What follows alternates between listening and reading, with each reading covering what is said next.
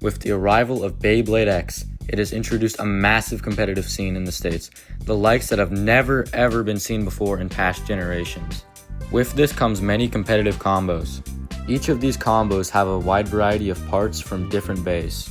Many people create new combos every single day to counteract other meta bays, and Takara Tomy and Hasbro have taken notice. Takara Tomy and Hasbro have took it upon themselves to expand the limits of this customization with the new custom line. With the new custom line, you can make a plethora of different combinations. This allows you to customize the look of your bay much better. Because of this added customization, it allows you to change the performance of your bay much more than you would be able to do normally. The bay now has a 3-part layer system consisting of the main blade, assist blade, and the lock chip. Look at how quickly and efficiently a CX bay can take care of a UX one. Today, we are going to be looking at the latest CX bays released by Hasbro. These bays are some of the most anticipated of the generation so far. Will the introduction of CX change the meta as we know it? We'll also be covering a couple other bays from Wave 5. This includes Scarlet Garuda and Silver Wolf, which is also up there with the CX hype. Let's get straight into it. With the new system comes a redesigned package. Each of the CX bays come in a unique magenta pink box.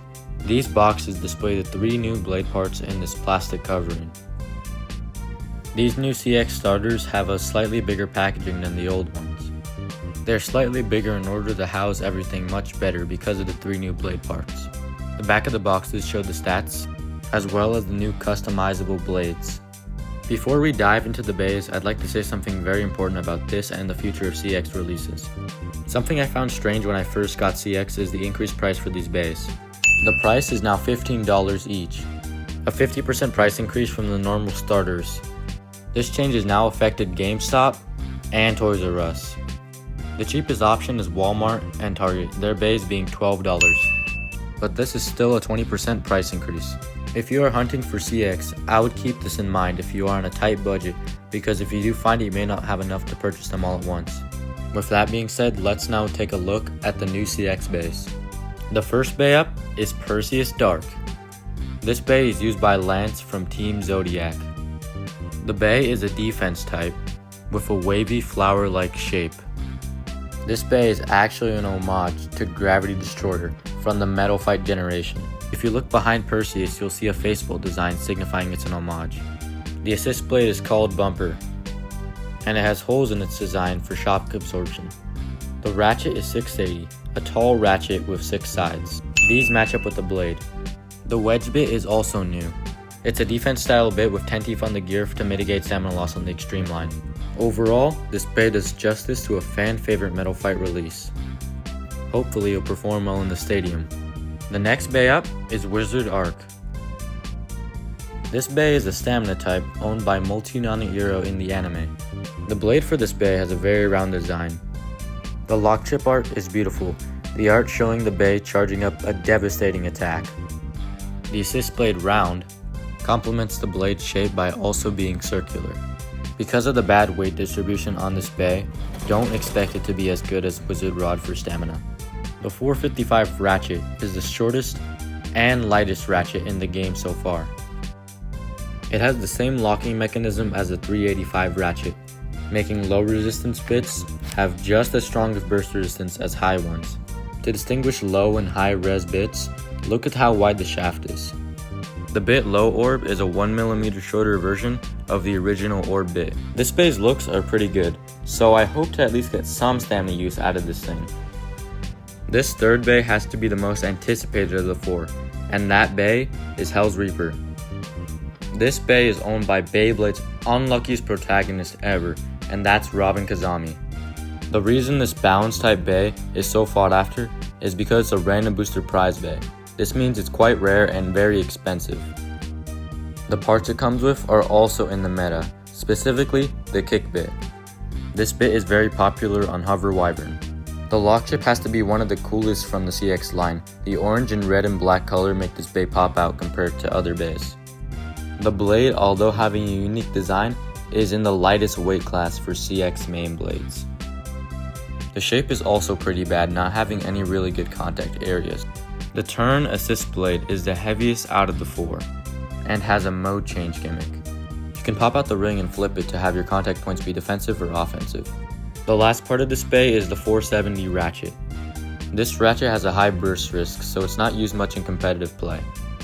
This bay is my favorite of the four, so I hope to see some epic battles from this guy. The last CX bay is Dran Brave. Its user Common X being the complete opposite of Bird. The amount of plot armor this guy has is literally insane.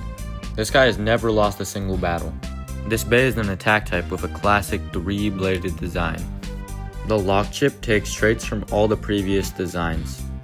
The face from Sword, the white outer ring from Dagger, and the way the spin direction and logo are placed on Buster. The assist blade slash has lots of protrusions for barrage attack. The assist blade is also shorter than the other three. 660 is a 6-sided ratchet with decent burst resistance, and it has 3 points that protrude downwards.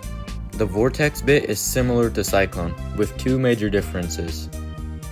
The first difference is the spiral goes in the opposite direction. The spiral is also larger than Cyclone's. What I found interesting about this bay is how many Valkyrie homages that's packed into it. The blade Brave is an homage to Brave Valkyrie. The assist blade is an homage to Slash Valkyrie.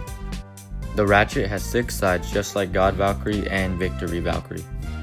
And lastly, the bit is called Vortex like God Valkyrie's frame. This bay looks so cool, definitely my second favorite out of the 4. Let's take a look at the non-CX bays. First up is Scarlet Garuda.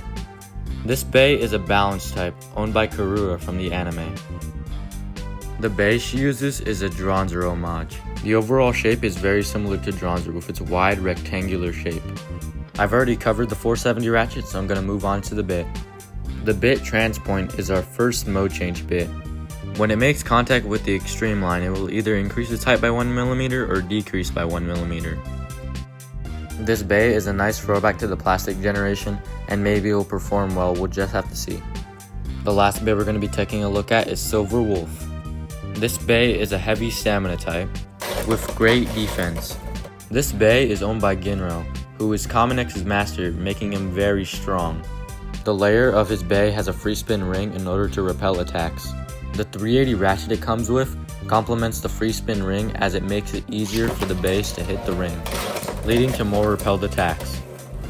The bit is what truly cements this Beyblade as a top tier stock combo, and that's Free Ball. Free Ball lacks the teeth inside of the shaft on the bit. This allows for the bay to spin freely no matter where it's hit. This combo is a true force to be reckoned with and will surely bully its competition. Now that we've covered all the CX bays and non-CX bays, let's move on to the battles. First up, Hell's Reaper versus Dran Brave.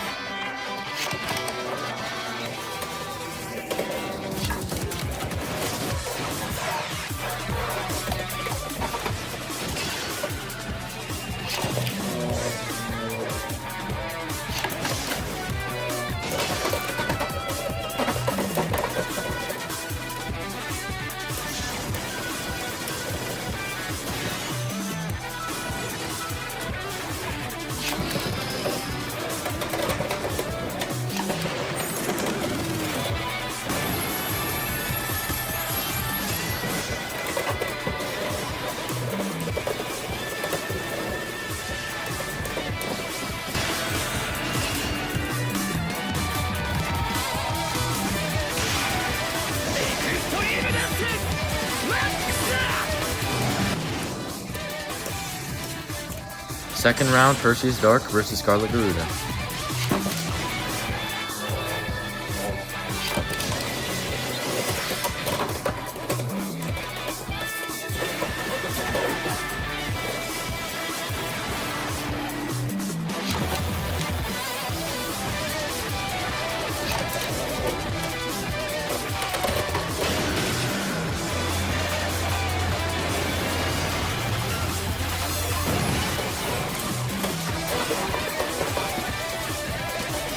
Final round, Silver Wolf versus Wizard Arc.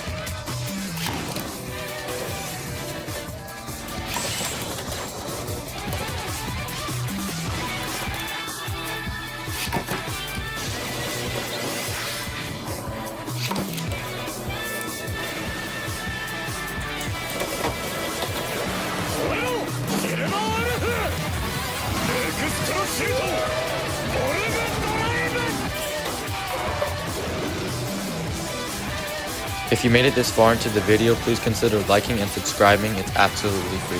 With that being said, I hope you guys enjoyed the video. Extreme Blader out.